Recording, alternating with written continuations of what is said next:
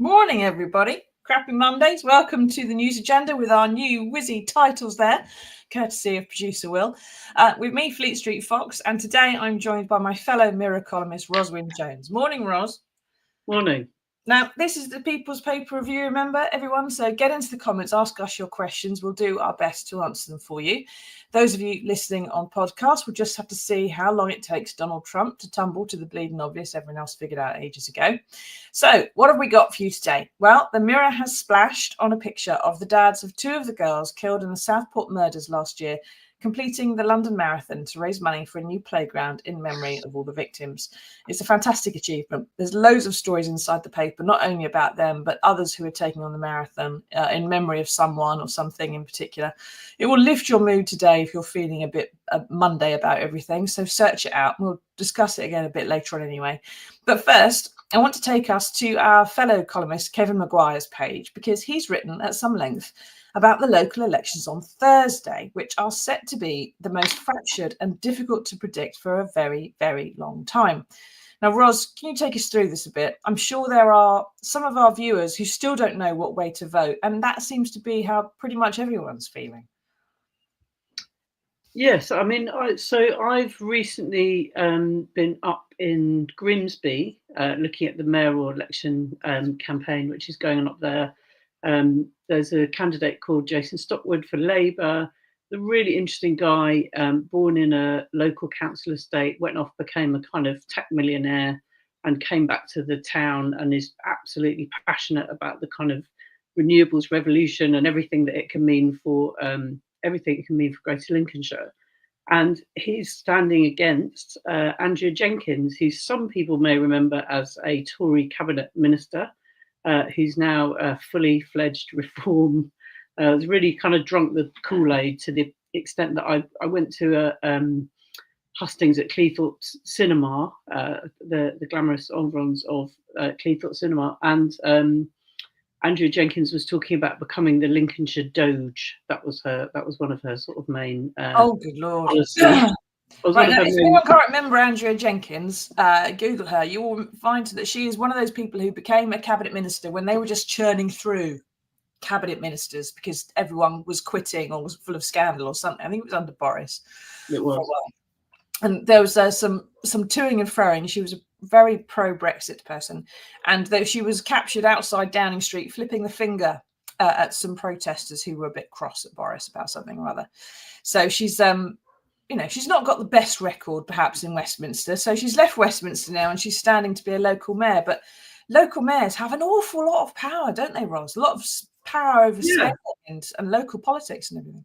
Yeah, and also what's really mad is she's standing because she is reform. She's standing on this big kind of anti-net zero platform, and of course the only future really for Grimsby after everything's happening in Scunthorpe, which needs proper leadership and not just kind of sort of gesture politics.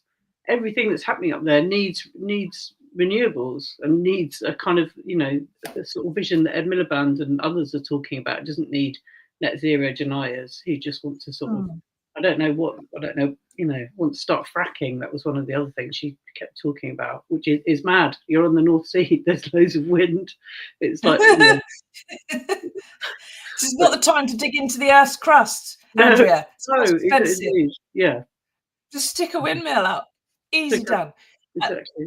So there's but you still find that there's a lot of people there, obviously, who are voting reform and will vote reform. And interestingly, one of the interesting things I found was that of all of those people that I spoke to who were voting reform, none of them actually mentioned immigration. there's very little immigration actually in that part of the UK. They just talked about disability cuts and pensioners' kind of winter fuel allowance, which obviously affects huge parts of the population in around there, which, you know, obviously feel to many of us like complete own goals for Labour and unnecessary and kind of unfair on the candidates that are fighting the election.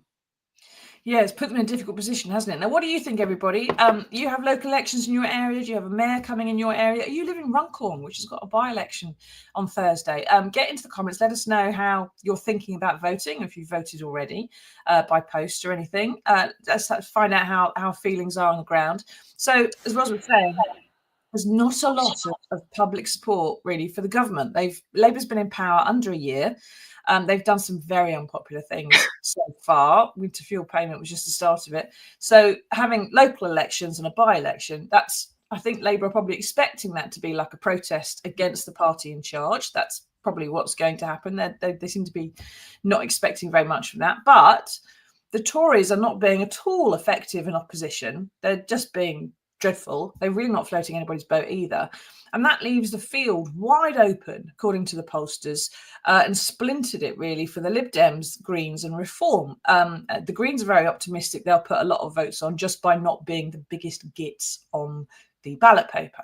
How are Labour activists, when you were up there in Grimsby and everything, Cleethorpes, how are they feeling on the ground about how positive it looks? Because it seems like everyone is just sort of setting the expectations at floor level and thinking that there's no way anyone really is going to win apart from maybe Nigel.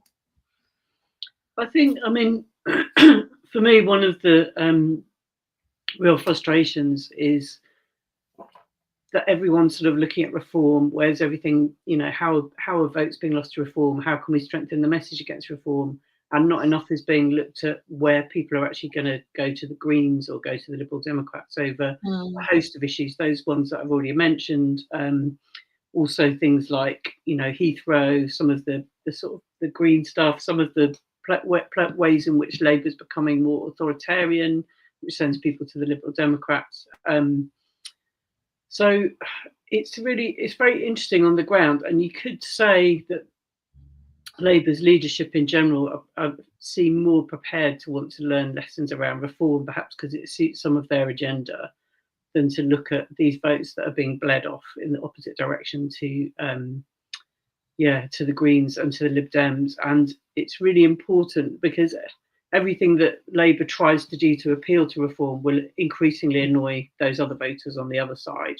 So in a way, they're sort of trapped between a kind of rock and a hard place. And I mean, speaking to a lot of Labour activists here in London, where I live, and out and around the country, I think there's a frustration because they feel that they have got good things to sell.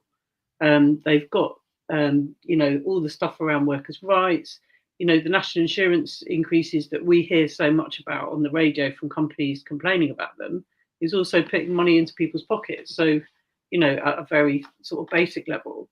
And the housing, the stuff that's going on with housing and new housing developments being built is quite being taken pretty positively by a lot of people, I think, on the ground. So they feel they have got this agenda to sell, but it's just they're being sort of drowned out by perhaps some of the forced errors that Labour's made kind of early on. And also this kind of feeling that reform, everything's sort of swinging in Farage's way. And there's also, I mean, there's this question as well about this £2 million that Farage suddenly found in his back pocket to spend on personal letters to voters, which at the moment seems to be, I saw that story around this morning. It doesn't really make sense because they've only had 281,000 in donations, it seems. So to suddenly have this £2 million, like, where's that come from? There'll be questions to ask, but I think they'll hope that they get asked after the election. Yeah, I don't know how effective that is. I got 2 of those letters. Oh, all I did was I just put return to sender and stuck a sellotape pebble to the back. What did they say, the letters? Oh, blah, blah, blah, blah, blah, blah, blah. Pub, golf, bleh, migrants, something like that.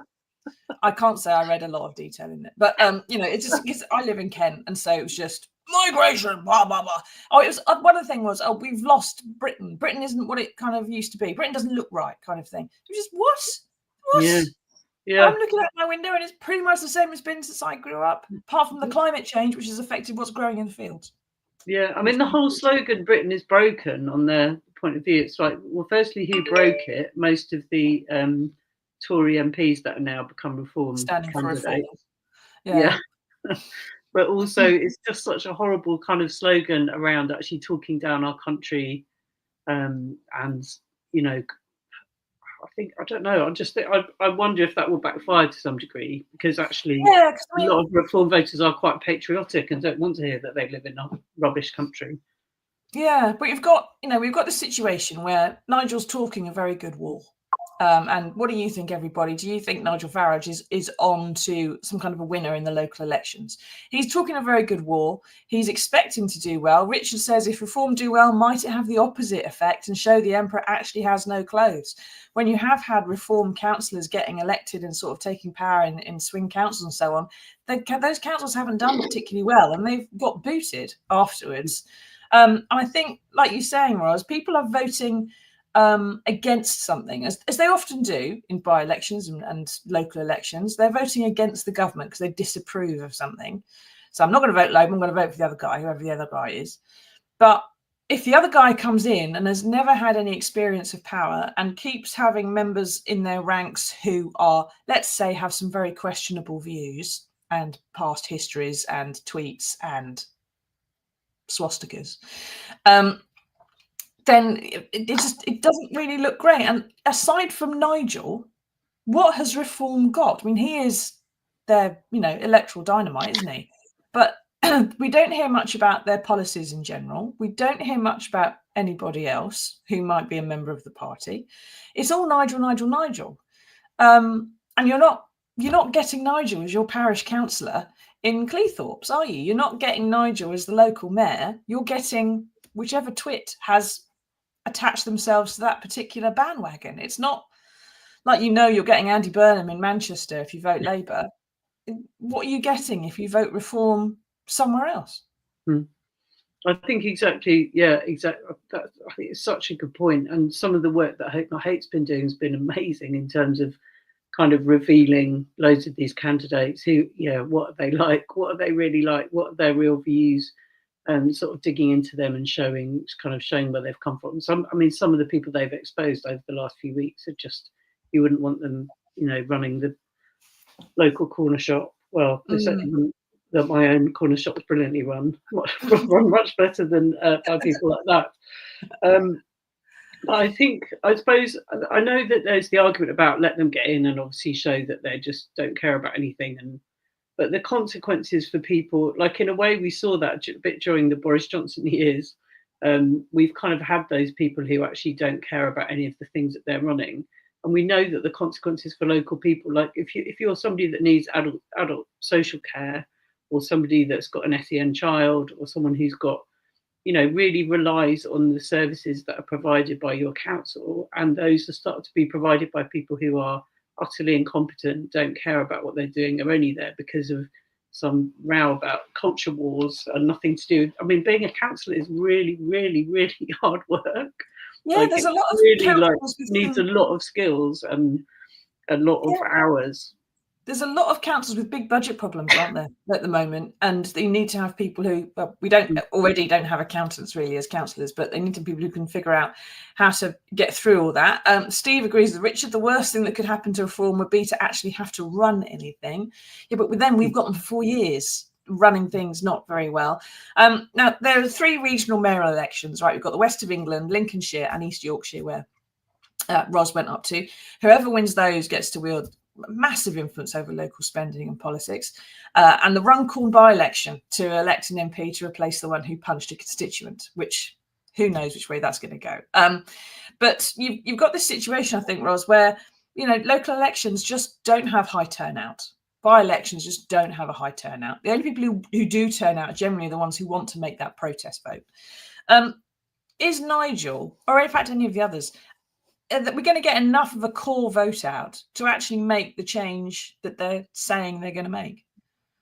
I think the trouble is when those sorts of votes, the sort of angry voters, are often the ones who do come out, and that's part of what kind of distorts politics in some ways. And I know, like, there's been quite a lot of argument recently, and I think it's part of a kind of electoral reform bill that would come out quite soon around kind of compulsory voting as a way to try and turn out the views of, most people in this country. And I my column Real Britain covers the whole country, so I'm round and about every week.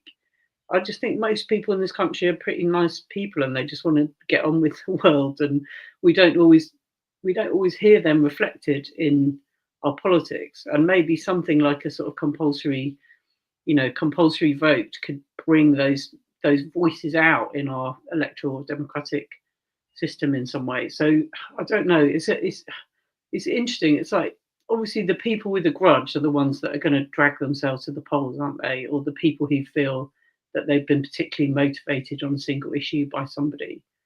And then trying to persuade, if you're a Labour voter at the moment, of course you would want to prevent reform, I'm sure. But how motivated are you feeling by the sort of Labour platform in front of you? Yeah. Have they done enough for the activist base? Again, one of my worries about all of this is that the Tories are very, very good at giving red meat to their voters.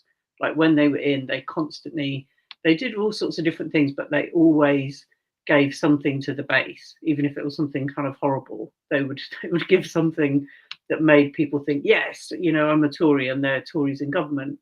And Labour are not always good at that. Like they tend to take their base for granted, and I think we could do with a bit more red meat to the activist base, particularly if they want people to go out campaigning on these kind of sunny days. Yeah, I can see a lot of Labour voters maybe sort of staying home and going, well, I don't want to vote for one of the other guys, but I can't really see myself voting for.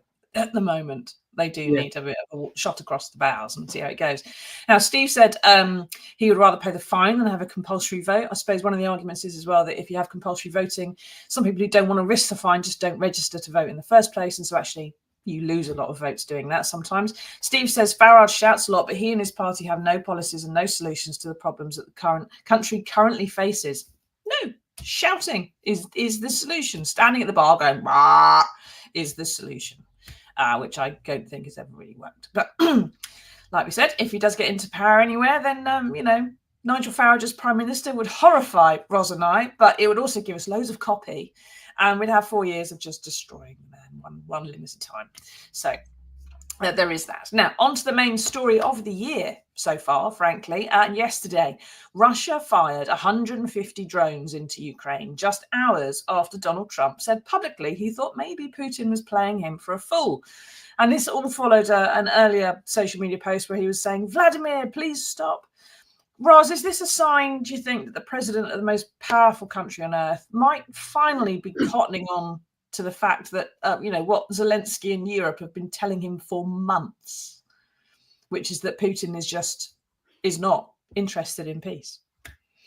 I think, in a way, this is an extension of the previous question, in the sense that somebody who is completely incompetent and only in it for themselves and only cares about the culture wars is now the president of the most powerful country, arguably the most powerful country in the world. So we're actually seeing what happens when these people like Farage or like others actually get into government. And the reality is that his whole promise that he was just going to get in and solve it because he's a great deal maker and he's written a book, The Art of the Deal, he is therefore going to bring peace to Ukraine in 5 minutes, turned out to be absolute rubbish. And actually what he's done is very, very cleverly, he's completely changed America's position from being one that supported Ukraine to one that supported Russia, over this entire period of time. And it's almost, I honestly think that my kids could do could honestly do better at resolving what's going on in Russia and Ukraine. Like when he spoke yesterday about saying, I feel that, maybe Putin's just tapping me along or whatever he said.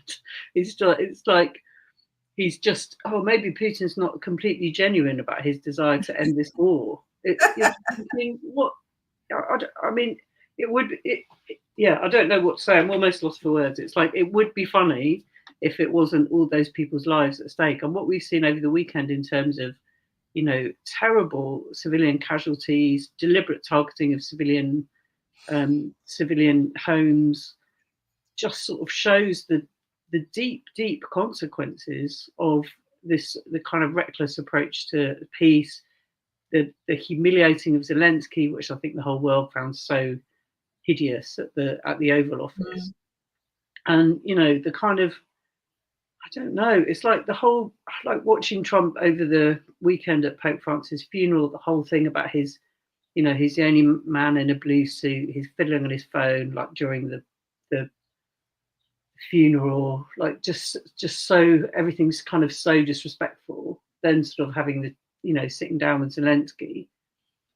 But it's we sort of have this problem, don't we, at the Mirror and elsewhere, about how many times a day you can be outraged by what Trump's doing, and how do we make sure that we're funneling people's attention towards the incredibly serious things that he's doing, one of which is Ukraine, and obviously the other one is to do with the illegal detention of people who have got a gang tattoo from El Salvador that's actually just a cross. Just a normal tattoo.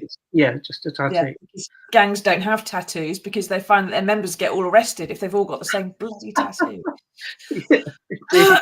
Anyway, so we had Trump, right, who said on day one, I will fix this war. He said that in the election. He said, have we got any American voters watching? What do you think about all this? He said on day one, I'm going to fix this war on day one. And it's day 100, I think, later on this week. And we still not got nothing. And Russia's announced it's taken back control of the Kursk region, which Ukraine has sort of counter-invaded and seized, but that's now gone back to Russia. It seems to be on the front foot in this war, which does not look likely to end anytime soon. And what's astonishing, Ros, is that Russia has been offered everything that it wanted. It's been offered to have Crimea back. It's been offered to have all the land that it maintains, to have no NATO troops anywhere near it. And if the deal that's on the table is so pro-Russia, but Russia's still fighting, still got a war, then clearly the war isn't just about taking the territory. The war has got something else going on as well. And the deal is not enough to end that war if it wants something else. What more could Putin possibly want? I think it's such a good point. We see, Trump will kind of accuse Zelensky and say, I'm not sure Zelensky actually wants peace. And actually, of course, the warring party that doesn't want peace is Russia, and we know that's because Putin, if he stops the war, it's not that different to the situation Israel's in to some extent as well, where once that war stops, a lot of questions will be asked, and there can be people will potentially lose the reins of power, and you can see that for Putin, perpetual war is the state that he wants. I'm sure. I can't imagine what he's really got to gain from peace. And now, but we saw a story this morning that North Korea has been sending troops to fight for Russia, which people have suspected for a long time, but we haven't known is that actually true.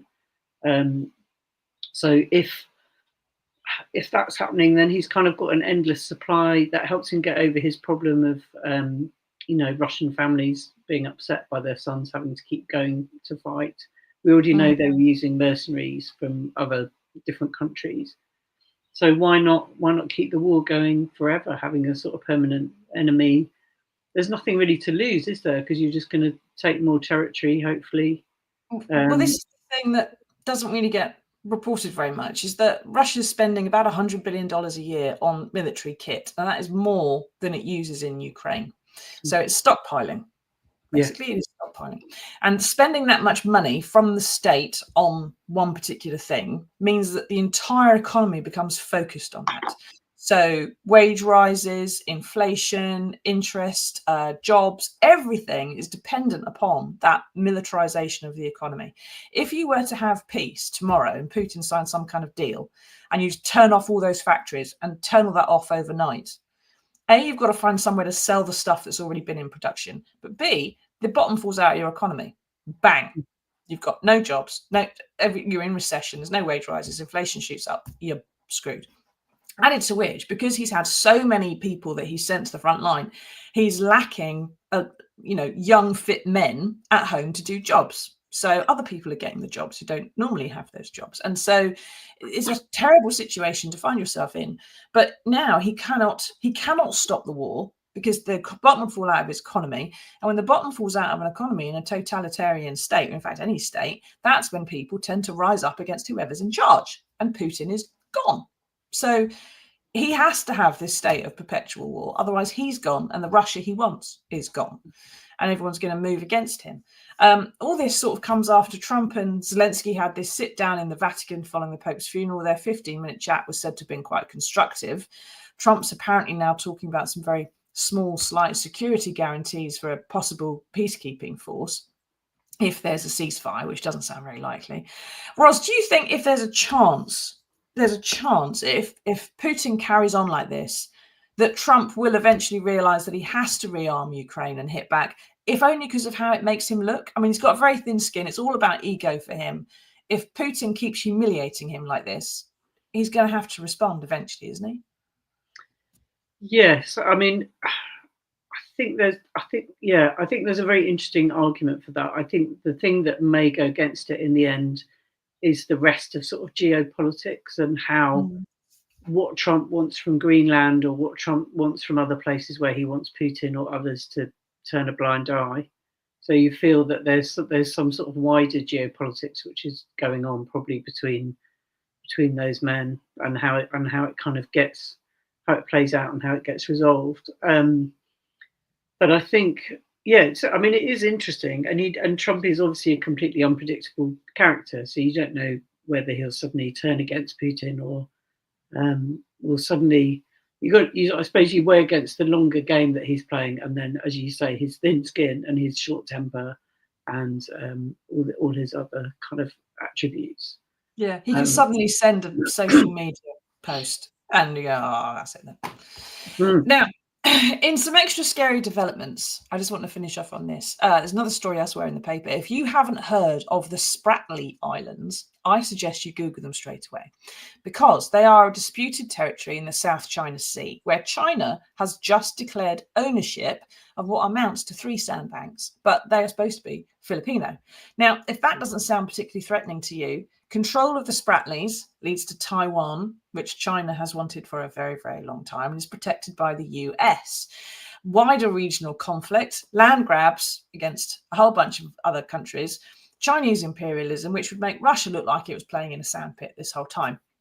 Because if China is expanding into the South China Sea, if it takes on the US by going for Taiwan, for example, Trump is the leader of the only world power capable of stopping them, isn't he, Roz? I mean,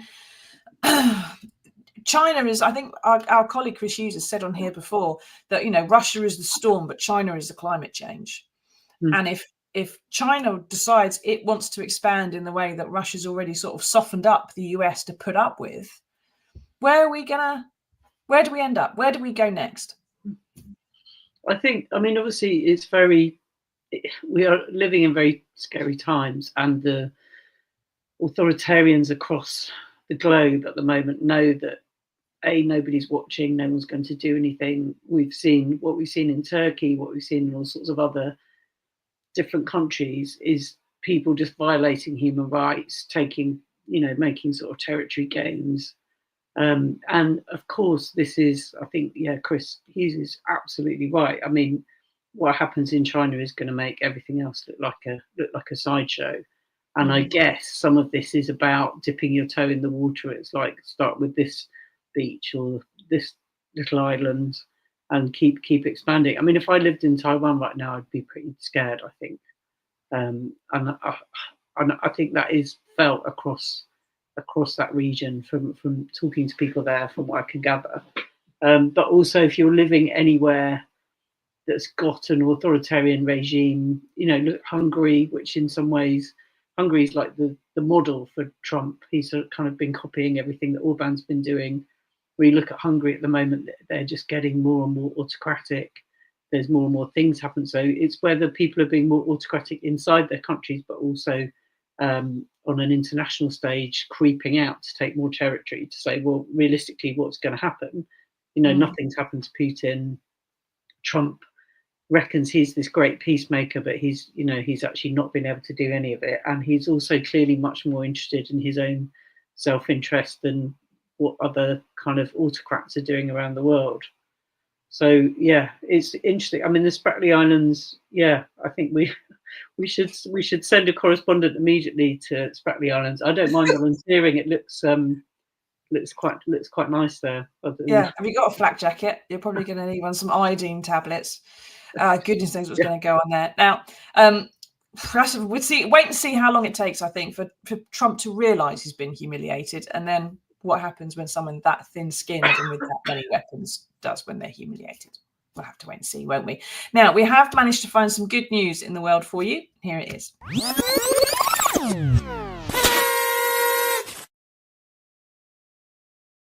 Now, as we saw at the start, the dads of Elsie Stankham and Alice Aguiar ran the London Marathon at the weekend. So Sergio Aguiar, David Stankham both crossed the finish line, said their girls were with them all the way and helped them the 26 miles, absolute agony. There's lots of stories in there about the 90-odd thousand people who took part, 92,000, I think, in total. But, Ros, this wasn't what Axel Rudikabana, the guy who killed those girls, had on his wish list, really, when he did that. Is this proof that, out of absolutely dreadful situations, it's the normal human thing to make something good come out of it? They're raising money, these dads, for a playground in memory of the victims, which will be something nice for children, for many, many years to come.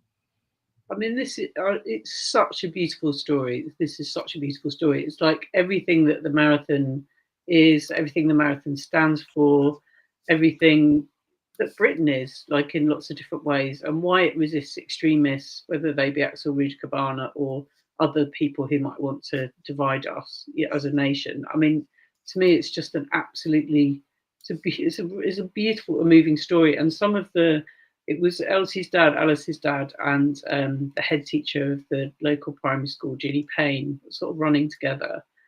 And there was just those incredibly moving scenes at the end when Alice's dad, Sergio, kind of collapsed. Like he was, I think he said that he was running with his daughter, encouraging him kind of all the way. And just in the last 200 meters, he suddenly thought that he couldn't make it. And she was speaking to him, and just like, I mean, it was so beautiful, all of it. And then Elsie's dad, David, he was talking about how Elsie had been teasing him, saying that he needed to run the marathon for her grandma, and he was saying, "Oh no, I could never do that," and then ended up running it for his own daughter. So I just think the stories behind that, which are replicated over and over again at the marathon. That's why the marathon is such an amazing. Like, not only is it that incredible feat of running over 26 miles, but just the fact that every single person that's running has got one of these extraordinary stories about their mum or their grandma or their best mate or their own battle against some kind of disease, or it's just like there are so many of those people. But of all those people, those two dads, just honestly, their courage, the way that they are, how proud their daughters would have been of them, which they know. I just think it was it's really, really uplifting and reminds us what our country is. Yeah, it's just that determination to make something good come out of something awful, which you see with so many campaigners and stories and scandals and everything else. Something dreadful happens and someone makes something better come out of it, which I think is rather marvellous. And it's a nice thing to end on a day when the Spratley Islands have just been invaded. Anyway, thank you, Ros, for taking us through that. Thank you, everyone, for taking part. We will see you all again on Wednesday for another edition of the News Agenda. Until then, everybody, stay safe. Take care. Ta-ta.